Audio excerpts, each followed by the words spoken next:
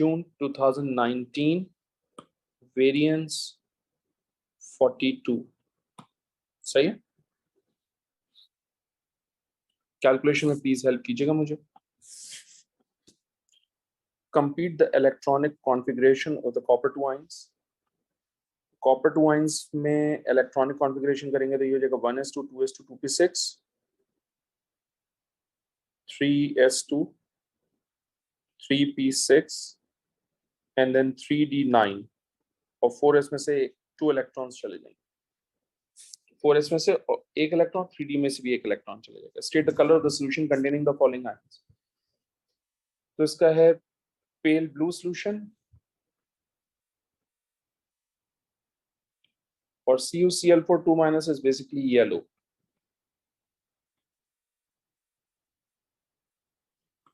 फिर वो कह रहे हैं octahedral complexes of copper ions with different ligands can have different colors. Explain why. तो आप बताइए कि different ligands have different strength and so they have different splitting pattern.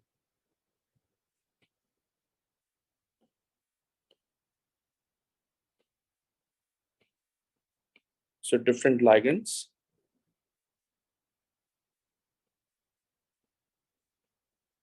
have different strength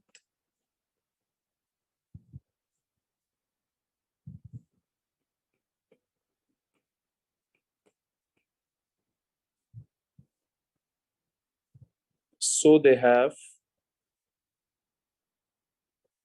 different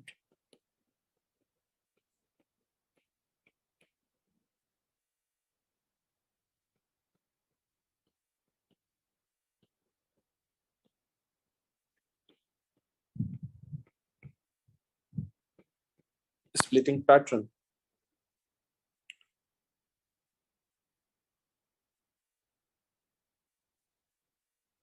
This means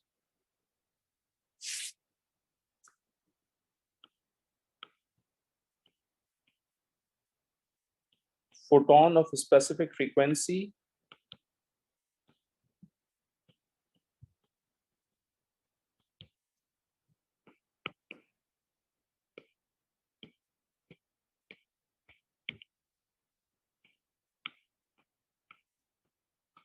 is needed for electron excitation, or electron excitation need a DD electronic transition is the same thing.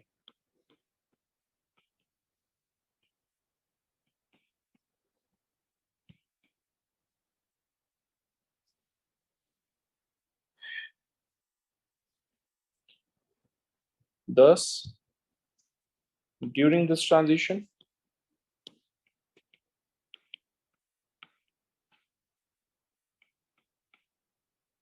certain wavelengths are not absorbed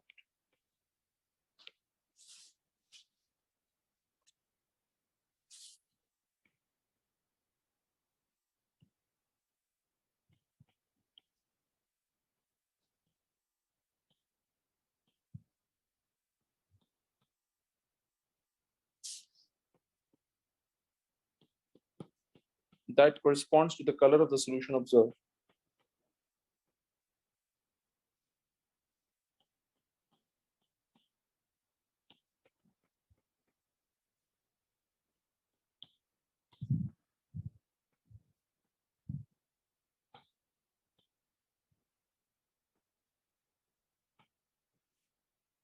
Copper 1 and silver 1 salts are colorless.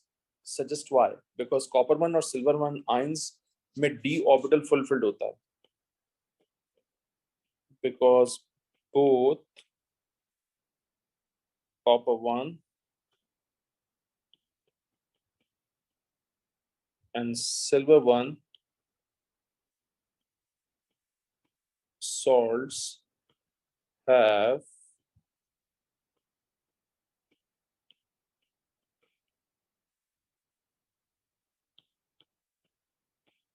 fulfilled d orbital. ठीक है जी. और जब d orbital fulfilled होगा तो there will be no dd electronic transition.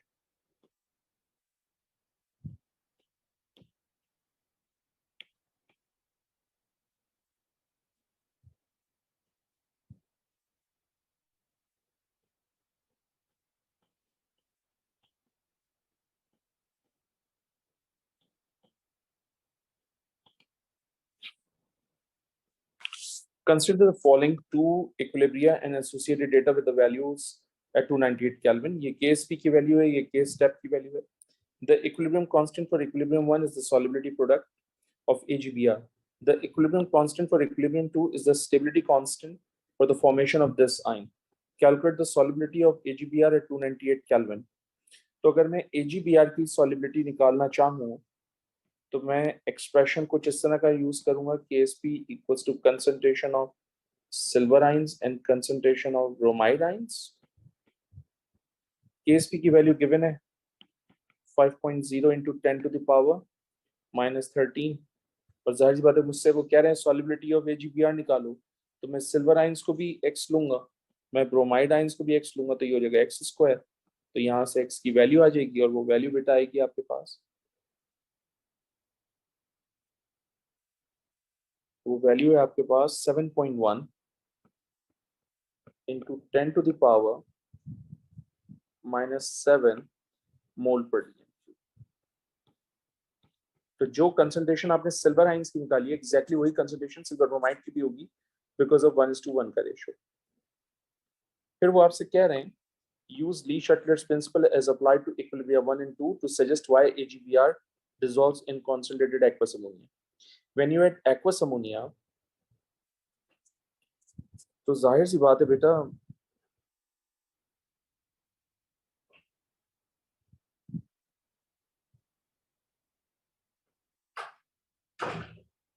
जब आप aqueous ammonia add करेंगे तो इक्विलिब्रियम फॉरवर्ड चला जाएगा. जब इक्विलिब्रियम फॉरवर्ड जाएगा तो सिल्वर आयन की कंसंट्रेशन कम हो जाएगी. जब सिल्वर आयन की कंसंट्रेशन यहाँ कम होगी तो ऑब्वियसली सिल्वर आयन यहाँ पर भी कम हो रहे होंगे, which is why equilibrium favours towards right hand side.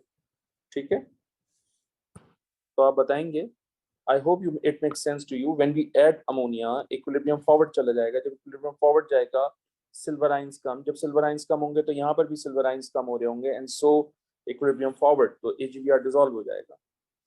तो आप यहाँ पर मेंशन करेंगे using concentrated aqueous ammonia favors equilibrium 2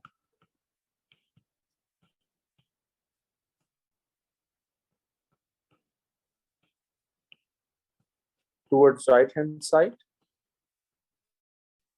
Thus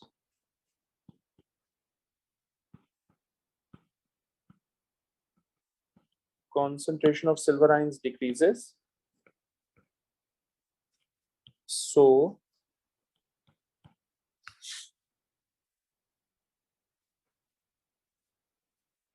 to balance silver ion concentration, first equilibrium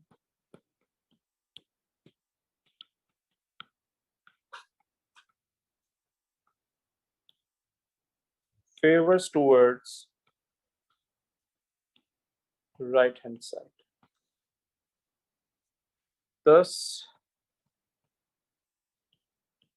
AgBr dissolves.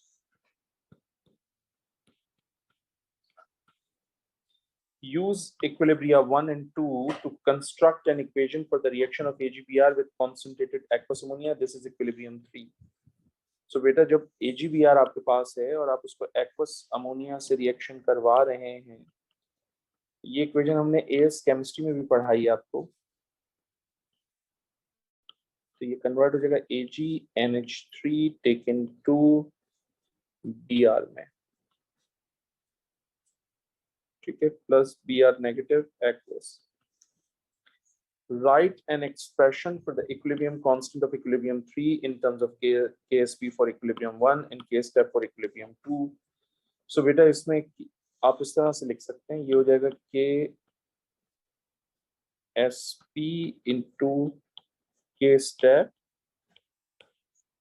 ठीक है, आप इसकी जगह ये भी लिख सकते हैं कि K equilibrium 3 equals to concentration of complex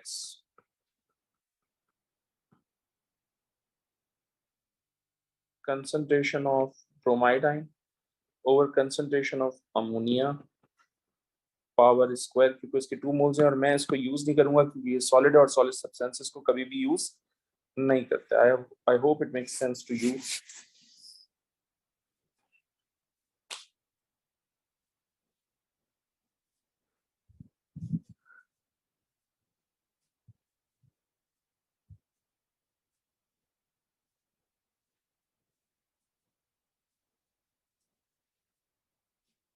Next is define the term standard electrode potential.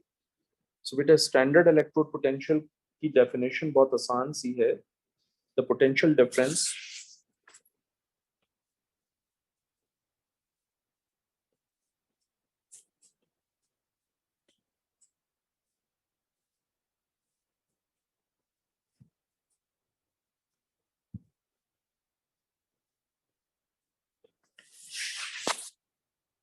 when the test electrode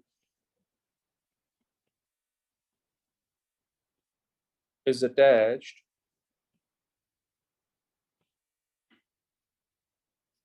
to standard hydrogen electrode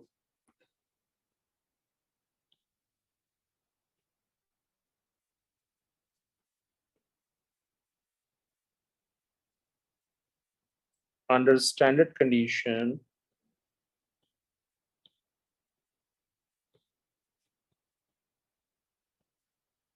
we can complete and label the diagram to show how the standard electrode potential of silver ions could be measured under standard condition.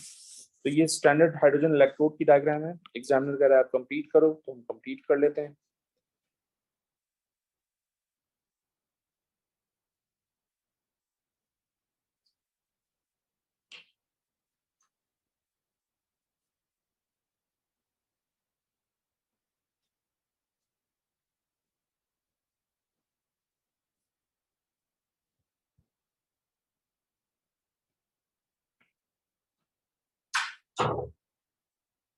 ठीक है.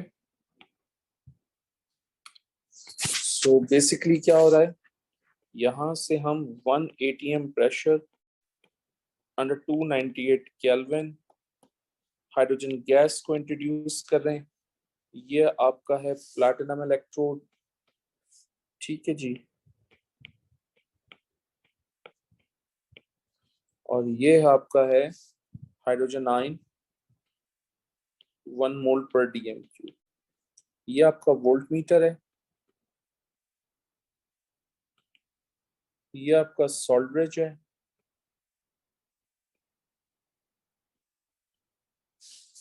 ये आपका silver electrode है. और ये आपका silver ions है. और सिल्वर आयंस की कंसंट्रेशन ऑब्वियसली 1 मोल पर डीएम क्यूब लिख जाएगी. वो कह रहे हैं use the data booklet to label the diagram. ठीक है, ये लेबल्ड हो गई पूरी. विच इज पॉजिटिव इलेक्ट्रोड, जिस हाफ सेल की एसीपी की वैल्यू मोर पॉजिटिव हो, positive electrode obviously this one. तो नेगेटिव इलेक्ट्रोड ये होगा. And the direction of electron flow in the external circuit always remember from negative half cell to positive half cell in the external circuit. यही चीज पढ़ाई आपको. इसके बाद वो कह रहे हैं group 2 carbonates decompose when heated. Write an equation for the decomposition of carbonate ion. तो carbonate ion की decomposition के लिए हम सिंपल करेंगे कुछ इस तरह कि ये कन्वर्ट हो जाएगा कार्बन डाइऑक्साइड में और ऑक्साइड आयन में. ठीक है. Describe and explain how the thermal stability of group 2 carbonate changes with increasing atomic number. Thermal stability increases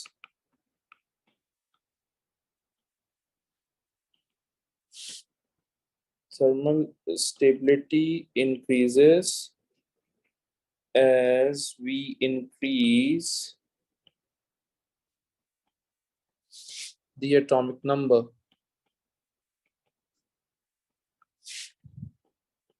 Because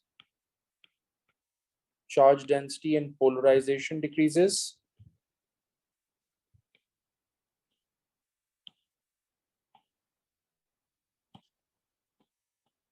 When charge density and polarization decreases, cation cannot distort the electrons of carbonate ions easily. Cations cannot distort the electrons of carbonate ions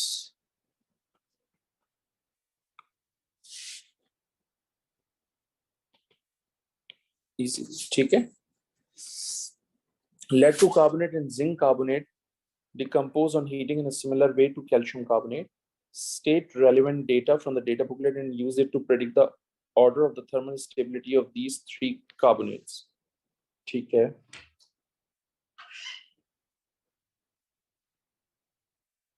तो data booklet से हम देख के लिखेंगे बेटा. Calcium ion का data है आपके पास 0.099 नैनोमीटर. डेटा बुकलेट में जिंक आयंस का भी रेडियस है और वो है 0.075 नैनोमीटर. लेड आयन का भी रेडियस डेटा बुकलेट के अंदर गिवन है और वो है 0.12 नैनोमीटर. ठीक है. तो सबसे लीस्ट स्टेबल जो है वो जिंक आयंस होगा और सबसे मोस्ट स्टेबल जो है वो लेड आयंस होगा, इसलिए क्योंकि उसकी चार्ज डेंसिटी सबसे, इसका रेडियस सबसे ज्यादा है तो इसकी चार्ज डेंसिटी सबसे कम, पोलराइजेशन सबसे कम. ठीक है. मोस्ट स्टेबल होगा. तो कैल्शियम आयन जो है वो यहाँ लिख दिया जाएगा आपके लिए. ठीक है. फिर वो कह रहे हैं dolomite contain the double carbonates of calcium and magnesium and some impurities. When 0.642 gram of sample of dolomite react with excess hydrochloric acid, 125 cm of carbon dioxide is formed under room condition. Calculate the percentage of calcium, hydrogen, calcium, magnesium carbonate in the sample of dolomite. Show all your working. Assume that none of the impurities react with HCl. ठीक है. तो भाई सबसे पहली तो बात ये हो गई कि मैं सबसे पहले moles of carbon dioxide calculate करूंगा.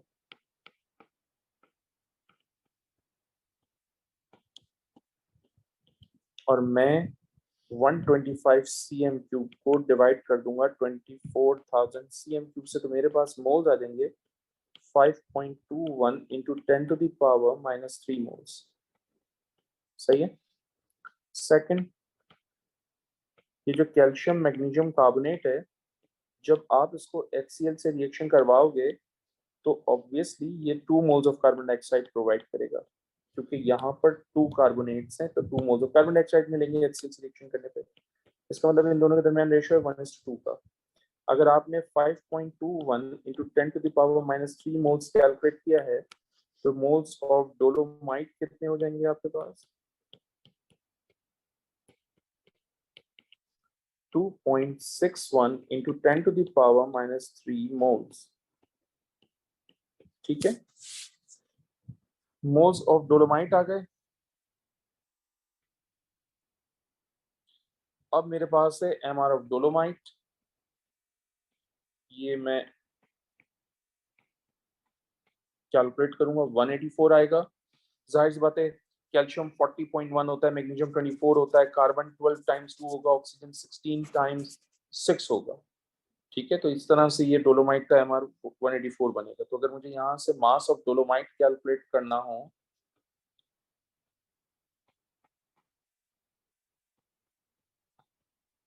तो मैं 184 को मल्टीप्लाई कर दूंगा 2.61 into 10 to the power -3 से, तो ये हो जाएगा आपके पास 0.479 ग्राम. और वो मुझसे पूछे परसेंटेज ऑफ डोलोमाइट. तो परसेंटेज कैलकुलेट करने के लिए जो मास मैंने कैलकुलेट किया 0.479, मैं उसको डिवाइड कर दूंगा गिवन मास से, विच इज 0.62642 into 100. तो मेरे पास बेटा परसेंटेज आ जाएगी 75.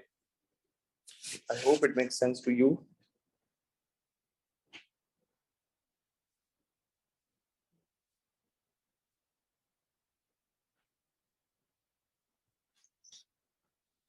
इसके बाद है आपके पास sketch the shape of d orbital. अब डी ऑर्बिटल आपके पास 5 होते हैं, 5 में से कोई भी एक बना दीजिए.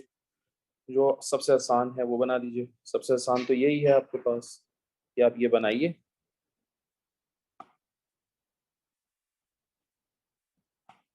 इसको हम नाम दे देते हैं एक्स एक्सिस का, इसको वाई एक्सिस का, इसको जेड एक्सिस का, और हम बेसिकली क्या बना देते हैं, हम dz² बना देते हैं. कोई से भी 5 में से कोई सा भी ऑर्बिटल बना दीजिए, कोई इशू नहीं है. ये है जनाब dz², लेबल कर दीजिए इसको। ठीक है, वो फिर पूछ रहे हैं what is mean by the term transition element. तो आप बताइए एन एलिमेंट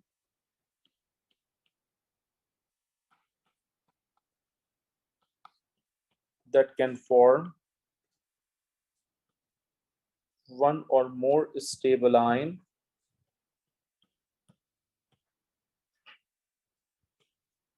having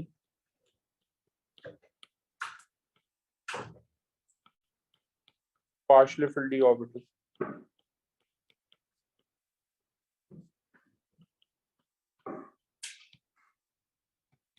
ठीक है जनाब। फिर वो कह रहे हैं आपसे transition elements can form complex ions which contain ligands, name the type of bonding that occurs between ligand and a transition element। तो आप बोलेंगे additive bonding, also called coordinate covalent bonding। तो वो पूछ रहे हैं give the formula of the two oxides of iron, state the oxidation number of iron in each compound। तो बेटा ये आपके पास है FeO, इसमें आयरन की ऑक्सीडेशन स्टेट है +2, फिर है Fe2O3, इसमें आयरन की ऑक्सीडेशन स्टेट है +3। Then carbon monoxide and cyanide are monodentate ligands। Complete the table for the following two complexes।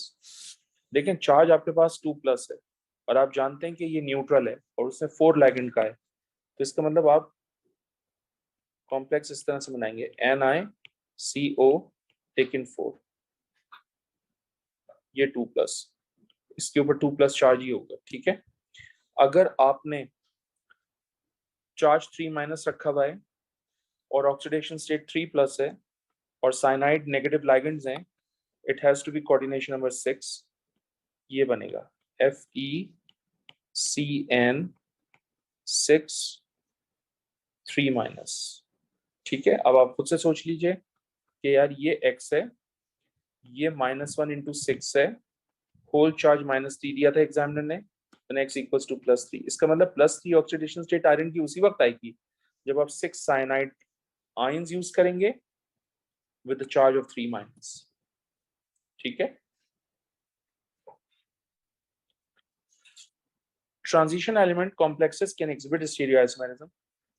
तो देखें ये जो कॉम्प्लेक्स है इसको मैं इस तरह से कह सकता हूँ Ml4x2, इसको कह सकता हूँ Ml2x2। तो जब भी Ml4x2 हो या Ml2x2 हो, आइसोमेरिज्म हमेशा कौन सा होगा? ज्योमेट्रिकल। यही चीज हमने पढ़ाई थी आपको।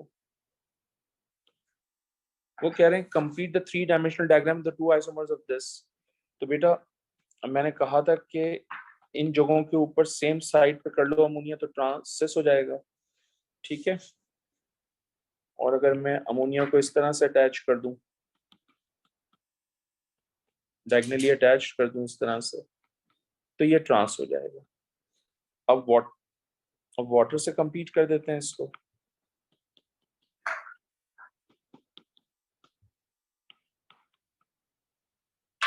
ठीक है,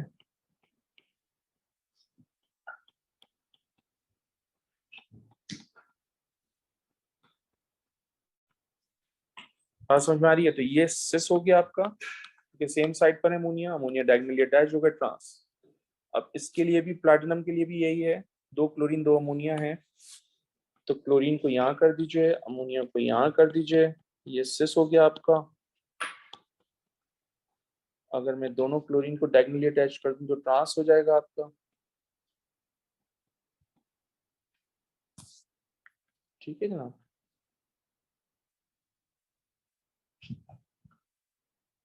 part F, copper can form complexes with the ligands ammonia and En as shown. ठीक है, ये केस स्टेप की वैल्यू है और ये केस स्टेबिलिटी की वैल्यू है। Right an expression for the stability constant for equilibrium 5, state its unit. Equilibrium 5 के लिए कह रहे हैं, यानी इसके लिए कह रहे हैं, तो ये तो आसान हो जाएगा, आप इस तरह से लिख दीजिए, ये आपका कंसंट्रेशन ऑफ प्रोडक्ट है, 4 वाटर 2 अमोनिया, होल चार्ज 2+, ये स्क्वायर ब्रैकेट। वाटर कभी भी नहीं लेते, आप जानते हैं, वाटर एक्सेस अमाउंट के अंदर होता है, इसलिए यूज नहीं करेंगे इसको। ये 2+, ये अमोनिया, पावर स्केल, ठीक है। यूनिट, ये यूनिट इससे कैंसिल हो जाएगी, तो यूनिट बनेगी ये आपके पास मोल स्क्वायर DM-6। तो फाइनल यूनिट होगी मोल इनवर्स टू DM6। तो ये हो जाएगा मोल इनवर्स टू DM6। फिर वो कह रहे हैं the standard entropy change for equilibrium 4 is this and for equilibrium 5 is this, suggest an explanation for this difference by both equilibria. अब देखो यार, यहाँ पर टोटल नंबर ऑफ पार्टिकल्स कितने हैं 3, यहाँ पर टोटल नंबर ऑफ पार्टिकल्स कितने हैं 2, तो इसका मतलब number of particles product side पे इंक्रीज हो रहे हैं, तो डिसऑर्डरनेस ज्यादा, एंट्रोपी ज्यादा। यहाँ देखें, यहाँ पर टोटल नंबर ऑफ पार्टिकल्स 3 और यहाँ पर भी टोटल नंबर ऑफ पार्टिकल्स 3, इसका मतलब नंबर ऑफ पार्टिकल्स सेम है on both the side, which means entropy पे फर्क नहीं पड़ेगा। Let's start again. My goodness. So बेटा हम यहाँ पर लिखेंगे in equilibrium 4,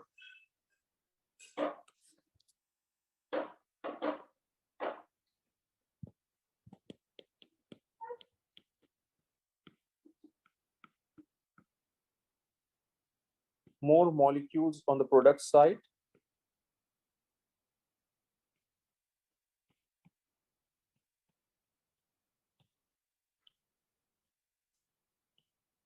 meaning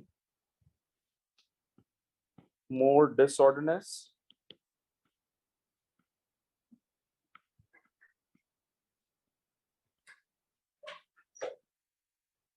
and more entropy.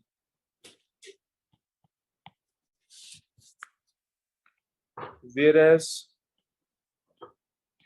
in equilibrium 5, number of moles are same on both the sides.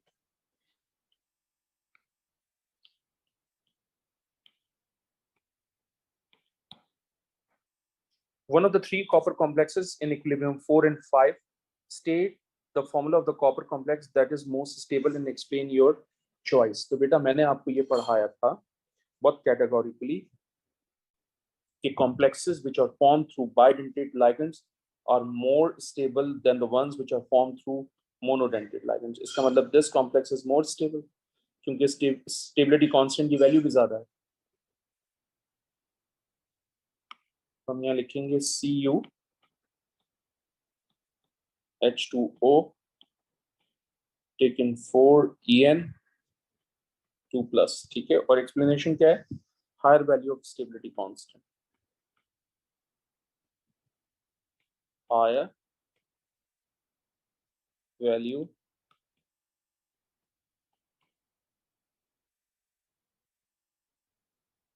Of stability constant, ठीक है।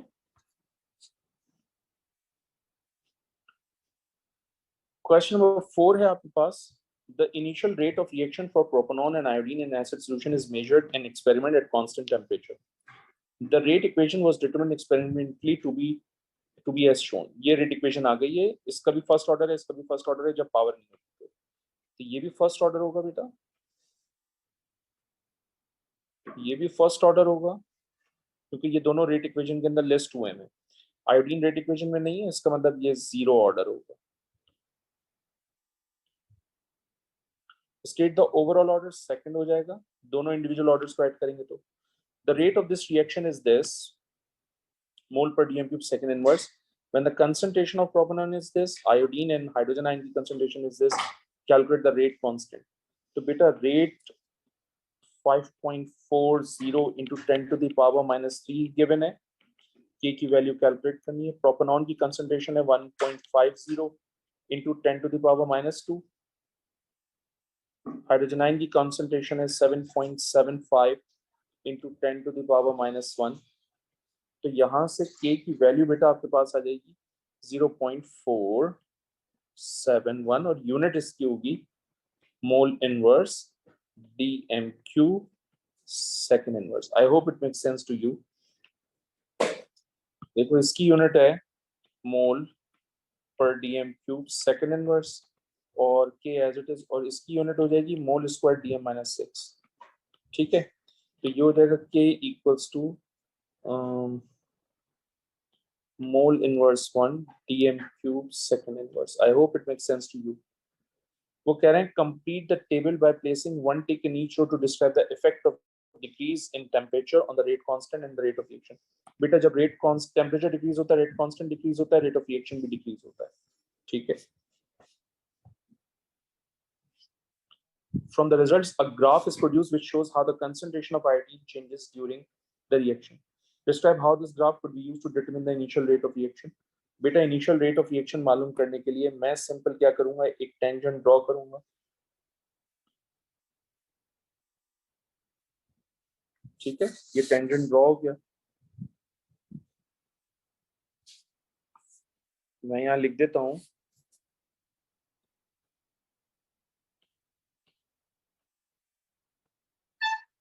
draw the tangent and find the gradient in order to determine the initial rate of reaction.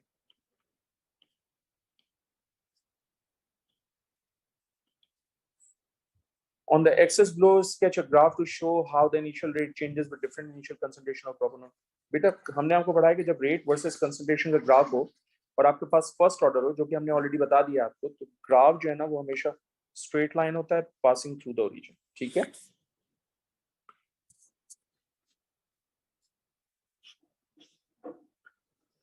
वो कह रहे हैं आपसे the rate of a reaction between metal ion was studied, the following three step mechanism has been suggested for this reaction. Step 1 is the rate determining step. Explain what is mean by the term rate determining step. तो बेटा slow step reaction को हम rate determining step कहते हैं।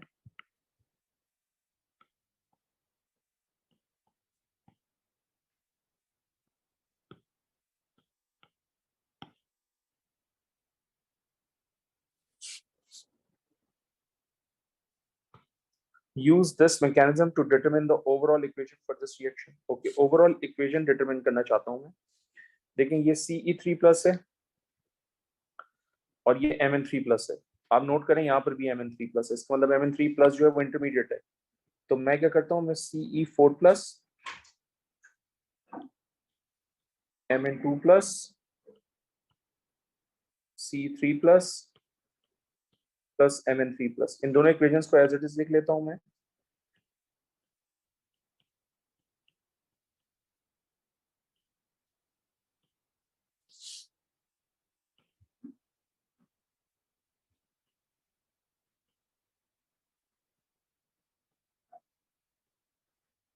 आप जानते हैं ये दोनों कैंसिल हो जाएंगे, कैंसिल होंगे तो आपके पास इक्वेशन आएगी Ce4 प्लस 2Ce4 प्लस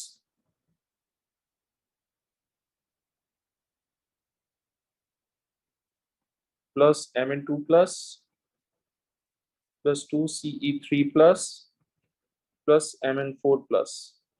अब हम क्या करेंगे, इस वाली इक्वेशन को लिंक करेंगे यहाँ पर, ये हो जाएगा Mn4 plus plus Tl plus arrow Tl3 plus plus Mn2 positive.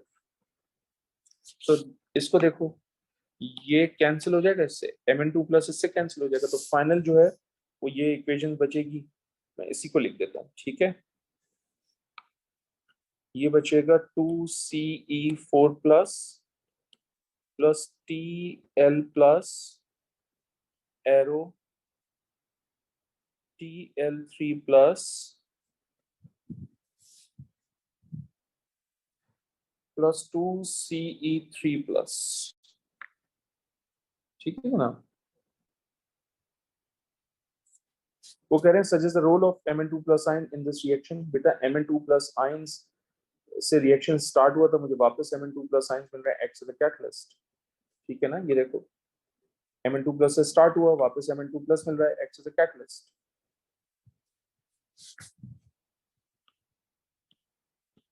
It acts as a catalyst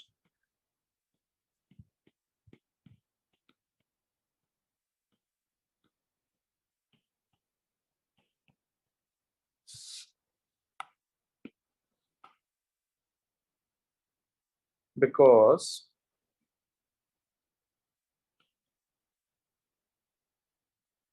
it will recover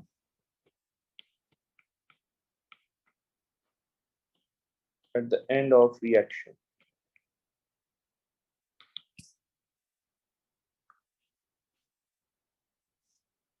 Complete the table by placing one tick in each row to indicate the sign of each type of energy change under standard condition. Lattice energy, always negative. Enthalpy change of neutralization, always negative. Define the term in words, enthalpy change of solution. तो बेटा enthalpy change occur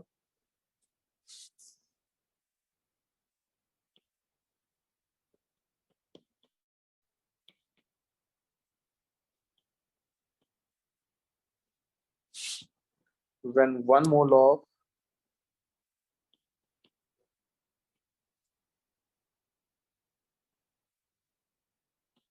compound is dissolved in large amount of water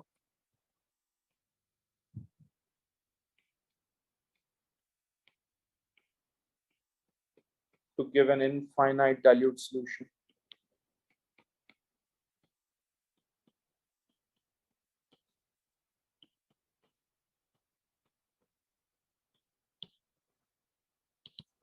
ठीक है, part सी calculation का है, थोड़ी देर के लिए छोड़ देते हैं, सबसे एंड में कर लेंगे.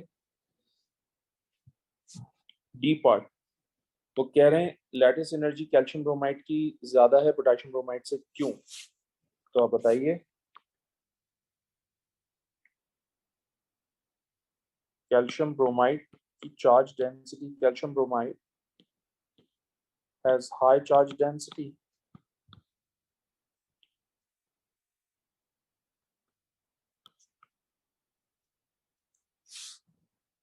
So it exhibits strong electrostatic attraction.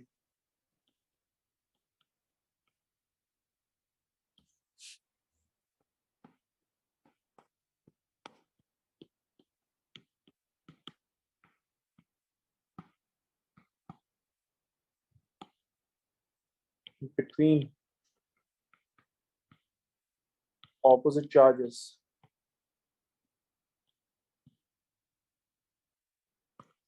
For a particular gas phase reaction, the variation in standard Gibbs free energy change with temperature is shown. ठीक है. Assume standard enthalpy change and standard entropy change remain constant with temperature. वो कह रहे हैं write the equation that relates delta G to delta H and delta S naught. तो बेटा ये तो बहुत easy है, ये हो जाएगा delta G naught equals to delta H naught minus T delta S naught. Use this equation to explain why delta G naught becomes less positive as temperature increases. तो बेटा आप जानते हैं कि जब टेम्परेचर इंक्रीज करेंगे तो T delta S naught की term becomes more negative, so delta G becomes more negative. More negative बोला या less positive बोला, it doesn't make any difference. तो आप यहाँ लिख सकते हैं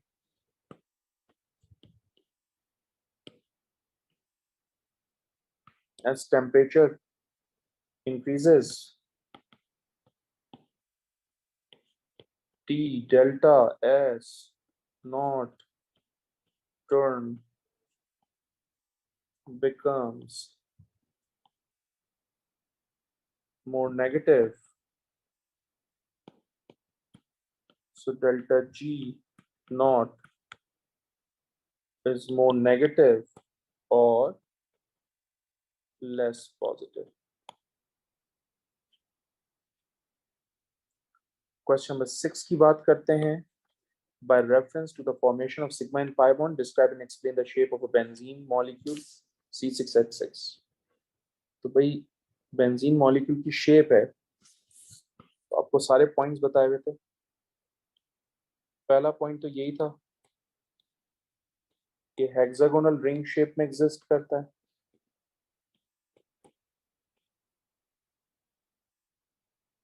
ठीक है. फिर आप ये बताएंगे all carbon atoms are sp2 hybridised.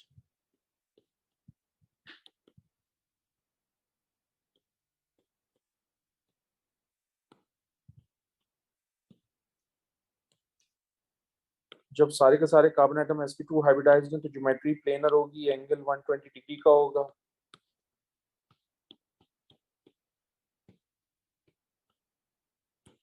Angle is 120 degree. ठीक है, alternate system of pi bond है, alternate system of pi bond. फिर हम ये भी बताएंगे कि carbon carbon bond length will remain same throughout the ring.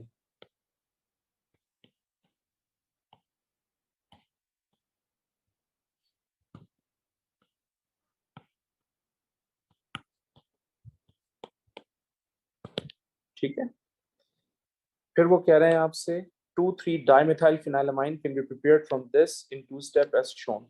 ठीक है, step 1 is catalyzed by H2SO4. Write an equation to show how H2SO4 generates the electrophile during step 1. तो nitration का जो step 1 है वो लिख लीजिए यहाँ पर। 2 moles of nitric acid, sorry, 1 mole of nitric acid reacts with 2 mole of sulfuric acid, converting into 2HSO4 negative plus H3O plus NO2 positive. Draw the mechanism of the reaction between this electrophile and 1,2-dimethylbenzene to form M. Include all relevant curly arrows and charges. तो बेटा आप NO2 के साथ reaction करना चाहते हैं,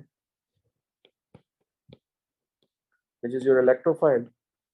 electrophile इससे reaction करेगा तो इंटरमीडिएट पाई कॉम्प्लेक्स बनेगा। एग्जामिनर ने प्रोडक्ट में NO2 अटैच किया हुआ है, उसी कार्बन एटम पे हमने भी अटैच करना होगा, तो हम इस कार्बन एटम के ऊपर अटैच करेंगे NO2, हाइड्रोजन भी शो करेंगे, इस कार्बन से लेकर इस कार्बन तक डॉटेड लाइन पॉजिटिव चार्ज से रिप्रेजेंट कर देंगे। Shifting of bond into the ring, removal of hydrogen दिखाएंगे, तो ये आ जाएगा आपके पास H+ साइन। ठीक है, फिर आपके पास write an equation to show how the H2SO4 catalyst is reform. तो रिकवरी ऑफ कैटलिस्ट है 2HSO4 नेगेटिव लीजिए, H3O प्लस लीजिए, हाइड्रोजन आयन लीजिए, ये आपस में रिएक्शन करेंगे, सल्फ्यूरिक एसिड बनाएंगे और वाटर मॉलिक्यूल।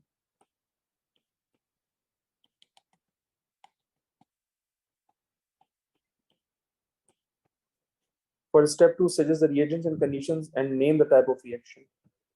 Step 2 में चलते हैं। Step 2 में क्या हो रहा है, आप नोट करेंगे NO2 है, ये कन्वर्ट हो गया NH2 में, तो इसका मतलब रिडक्शन हो रही है। NO2 से NH2 की रिडक्शन जब भी होती है तो 10 कॉन्सेंट्रेटेड HCl का मिक्सचर एज अ रिएजेंट इस्तेमाल होता है, और कंडीशन जो है वो रिफ्लक्स इस्तेमाल होती है। टाइप ऑफ रिएक्शन रिडक्शन, क्योंकि एडिशन ऑफ हाइड्रोजन हो रहा है। फिर वो आपसे कहते हैं the drug mefenamic acid can be made using 2,3-dimethylphenyl in an excess of 2-chlorobenzoic acid. ठीक है जनाब, वो कह रहे हैं deduce the molecular formula of mefenamic acid. Carbon atom 1 2 3 4 5 6 7 8 9 10 11 12 13 14 15, तो 15 कार्बन एटम्स हो गए। 3 4 5 6 7 8 9 10 11 12 13 14 15, 15 हाइड्रोजन एटम्स हो गए। Oxygen 2 nitrogen 1। Name the functional group apart from the benzene ring in mefenamic acid. एक तो कार्बोक्सिलिक एसिड हो गया, एक अमाइन हो गया।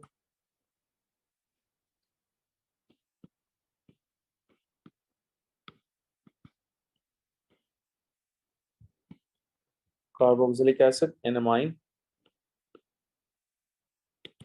ठीक है, और आप चाहें तो इसको 2 डिग्री अमाइन भी कह सकते हैं, क्योंकि एक ही हाइड्रोजन है नाइट्रोजन के पास। ठीक है, calculate the maximum mass of mefenamic acid that could be formed from 5 gram of 2,3-dimethylphenylamine in this reaction. Give your answer to 3 significant figures. तो भाई सबसे पहला काम बेटा मैं मोल्स कैलकुलेट करूंगा 2,3-dimethylphenylamine के,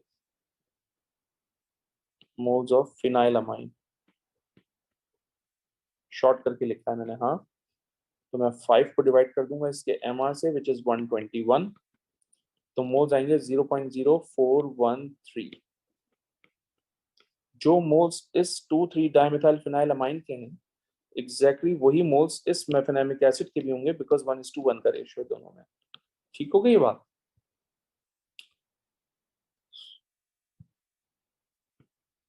तो आप बता दीजिए कि moles of mefenamic acid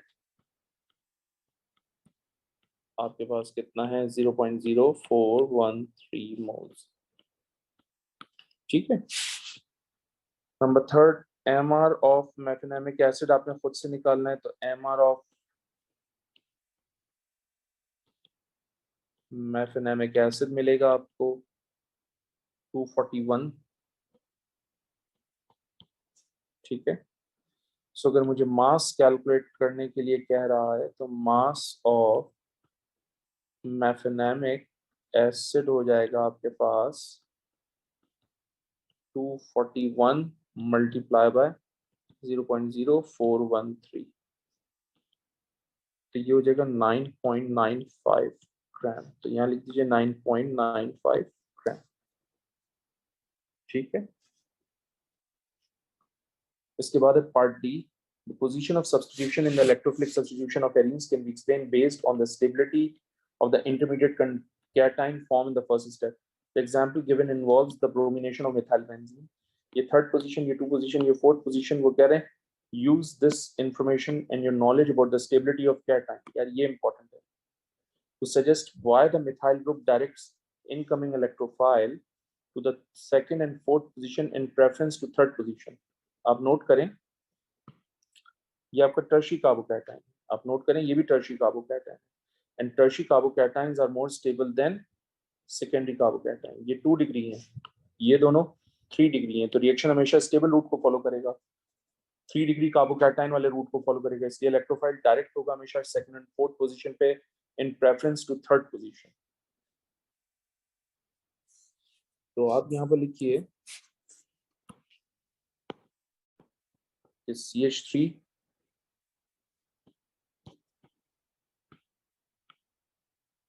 is an orthopara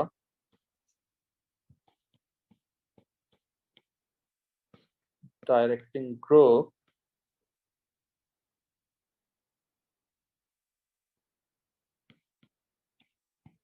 in second and fourth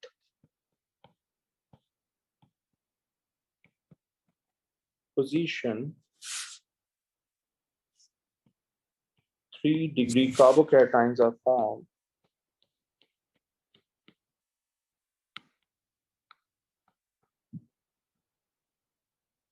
which are more stable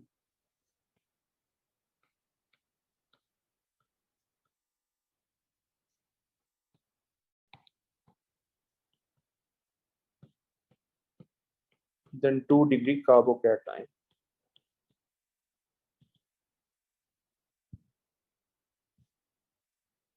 Hence, CH3 group will direct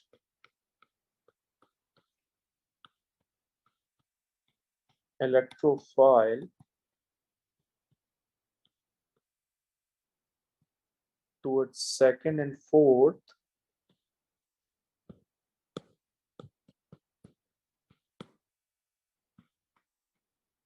in preference to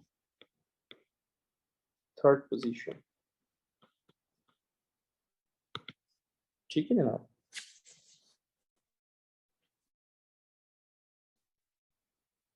Question 7. Amino acid can be separated by thin layer chromatography. A mixture of amino acid is analyzed using this technique. The chromatogram obtained is shown down the scale. The table shows some RF values for different amino acid in the solvent used. वो कह रहे हैं use the chromatogram and the RF value to deduce the amino acid responsible for spot A and spot B. तो बेटा हम simple से एक काम कर लेते हैं, हम सबसे पहले RF value for spot A calculate करते हैं, ये हो जाएगा 3.5 डिवाइडेड बाय 5।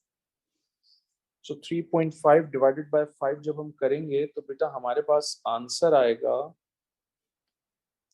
0.7, और 0.7 जो है वो ल्यूसीन को है। तो आप बता दीजिए कि भाई ये ल्यूसीन है हमारे पास। फिर हम आर एफ वैल्यू कैलकुलेट करेंगे बी की। बी का जो स्पॉट है उसकी वो है 1.5, यहाँ से पता चल रहा है, ये आ गया 1.5, और डिस्टेंस ट्रेवल्ड बाय सॉल्वेंट कितना दिया हुआ है 5। तो मैं 1.5 को डिवाइड कर देता हूँ 5 से, तो ये हो जाएगा मेरे पास 0.3 जो है वो ग्लूटामिक एसिड का है। इसका मतलब spot B is basically glutamic acid. बहुत अलर्ट रहना। A second chromatogram of the same mixture is taken using more polar solvent. Predict the effect on the RF values of the amino acid. Explain your answer. यार हमने ये कहा था कि जो distance कम travel करता है वो पोलर होता है, जो डिस्टेंस ज्यादा ट्रेवल करता है वो लेस पोलर होता है ना। अब हमने क्या किया, मोर पोलर सॉल्यूट किया। जब मोर पोलर सॉल्यूट लेंगे तो जाहिर सी बात है ये जो बी है ये ज्यादा एफिनिटी शो करेगा इस सॉल्वेंट में। सॉल्वेंट में ज्यादा टाइम स्पेंड करेगा, डिस्टेंस ज्यादा ट्रेवल करेगा। जब डिस्टेंस ज्यादा ट्रेवल करेगा तो आरएफ की वैल्यू भी ज्यादा होगी। तो आप बताएंगे RF value greater because P will show more affinity with the more polar solvent. More polar solvent. ठीक है। उसके बाद वो कह रहे हैं glycine is the simplest amino acid, complete the equation to show the acid base properties of glycine. अगर मैं HCl से रिएक्शन करा रहा हूं तो ये प्रोटॉन एक्सेप्ट करेगा, ये कन्वर्ट हो जाएगा Cl minus NH3 plus CH2 COOH। NaOH से रिएक्शन होगा तो ये प्रोटॉन डोनेट करके सॉल्ट वाटर बना लेगा, तो ये हो जाएगा NH2CH2 COONA प्लस वाटर। ठीक है भाई। इसके बाद है आपके पास in aqueous solution amino acid exist as zwitterine. Draw the zwitterionic structure of glycine. Explain how this zwitterionic of glycine is formed. तो बेटा ये हमने आपको सिखाया हुआ है CH2 COO नेगेटिव, और ये क्या हो जाएगा NH3 प्लस। अब हो क्या रहा है, हो ये रहा है कि जनाब इंटरनल एसिड बेस रिएक्शन होगा।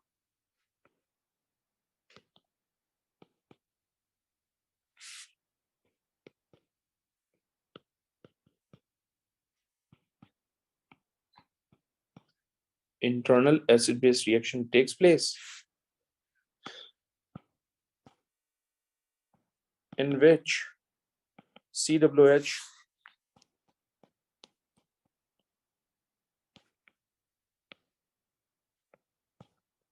will undergoes deprotonation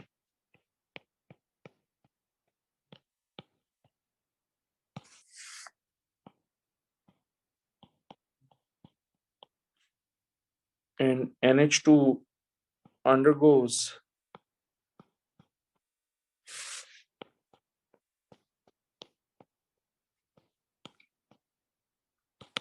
protonation। ठीक है।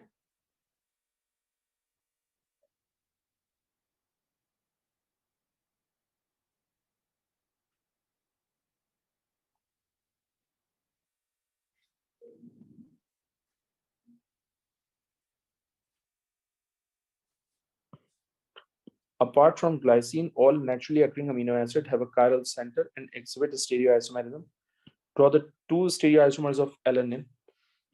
So बेटा मैं सिंपल सा ये COOH कर देता हूँ, ग्रुप्स अपनी मर्जी से एडजस्ट कर सकते हैं आप।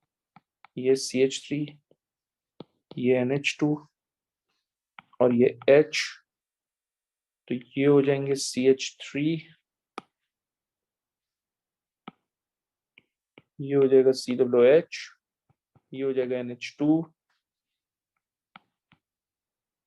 और ये हो जाएगा H। The amino acid alanine can be synthesized from 2 chloropropanoic acid state the reagents and conditions and name the mechanism for this reaction. बेटा अगर मैंने इस कंपाउंड से, और से सुनिएगा, इस कंपाउंड से ये बनाना हो तो अब नोट करें Cl की जगह क्या आ रहा है, NH2।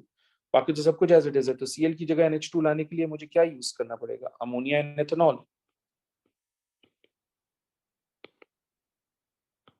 और हीट करूंगा। Name of mechanism nucleophilic substitution, क्योंकि alkyl halide always undergoes nucleophilic substitution reaction. फिर वो कह रहे हैं आपसे state and explain the relative acidities of trichloroethanic acid, chloroethanic acid and ethanoic acid।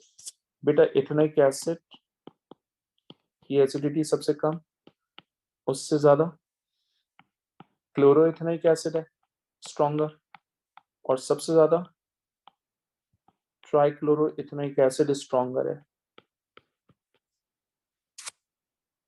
और ऐसा क्यों है, ऐसा इसलिए है क्योंकि क्लोरीन मोर इलेक्ट्रोनेगेटिव है,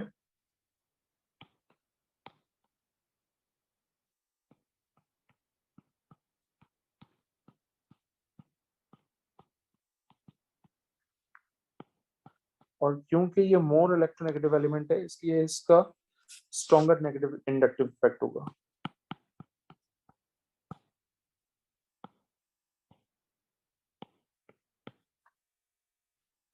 stronger negative inductive effect.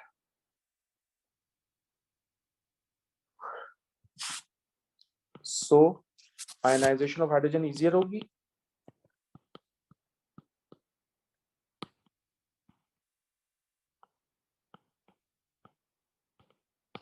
and also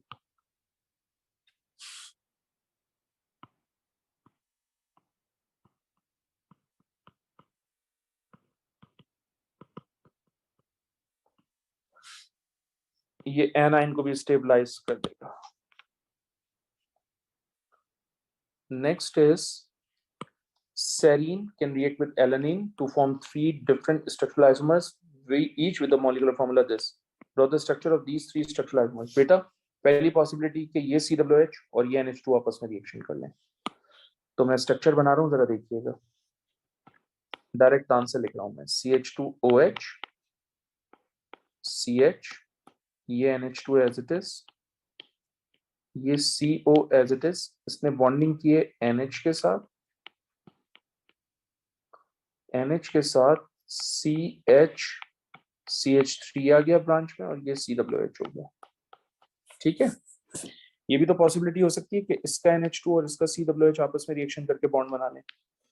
तो हम देखें CH3 CH NH2 CO के बाद है NH के साथ क्या अटैच है CH, इस CH के साथ क्या अटैच हो गया COH, और ये CH2OH एज इट इज। ये भी तो पॉसिबिलिटी है कि ये अल्कोहल और ये कार्बोक्सिलिक एसिड दोनों मिलकर क्या बना लें एस्टर। तो हम डायरेक्टली पहले हम ये पोर्शन लिखेंगे फिर हम ये लिखेंगे, ये याद रखिएगा। तो हम सबसे पहले क्या करेंगे, CH3 CH NH2, ये हो जाएगा आपके पास CO, इसके बाद O के बाद CH2, फिर CH, फिर NH2 और फिर COH। ठीक है, देन क्वेश्चन नंबर 8 है हमारे पास, compound R is shown, state the systematic name of compound R। तो आप बोलेंगे 4-chloro 2,3-dimethyl phenol,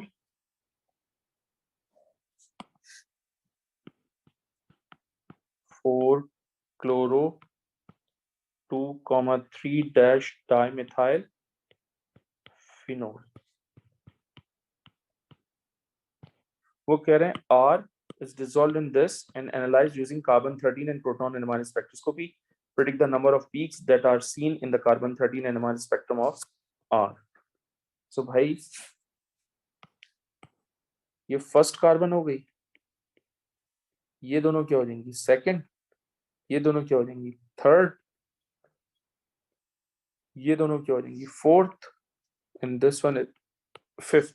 तो 5 पीक्स हो जाएंगी यहाँ पर।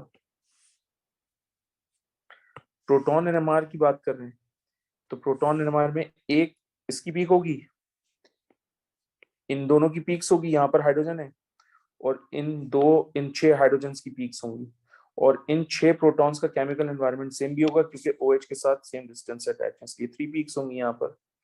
A separate sample of R is dissolved in B2O. The proton NMR spectrum of the solution shows one less peak than is obtained in CdCl3.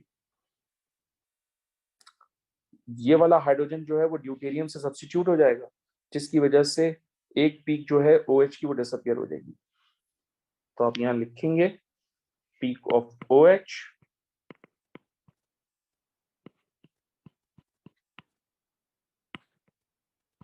will disappear. This is because hydrogen is replaced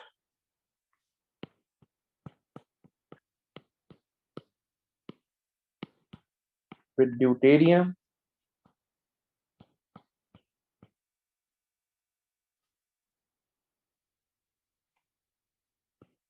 while deuterium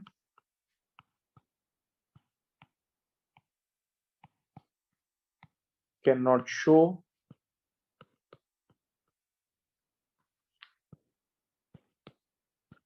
absorption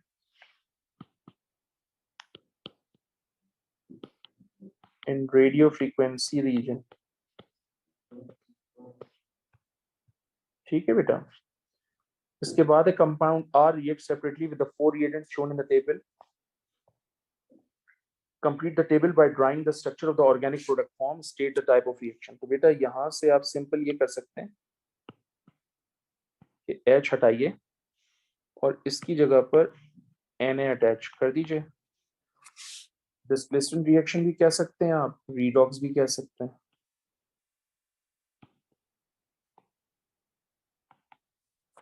ethanol chloride के साथ reaction है, तो बेटा obviously आप यहां से H हटाएं, इसकी जगह पर आप लिख दीजिए COCH3। आप कंडेंसेशन रिएक्शन भी कह सकते हैं।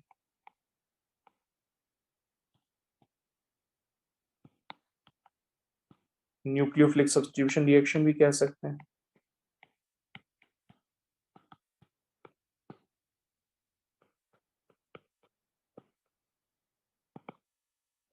एक्वस ब्रोमीन से रिएक्शन करवा रहे हैं, तो ऑब्वियसली एक ब्रोमीन ऐड होगा, एक ब्रोमीन ऐड होगा, इसके अलावा कोई और स्पेस अवेलेबल है नहीं, तो एक ब्रोमीन हमने यहाँ ऐड करी, एक ब्रोमीन हमने यहाँ ऐड करी। इसको कहेंगे इलेक्ट्रोफिलिक सब्स्टिट्यूशन, क्योंकि बेंजीन पर जब भी कोई रिएक्शन होता है इलेक्ट्रोफिलिक सब्स्टिट्यूशन होता है।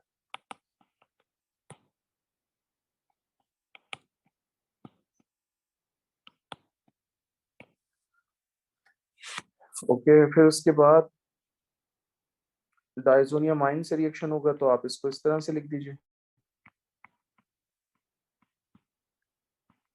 ठीक है, और इसको हम कपलिंग रिएक्शन कहते हैं, अगर आपको याद हो।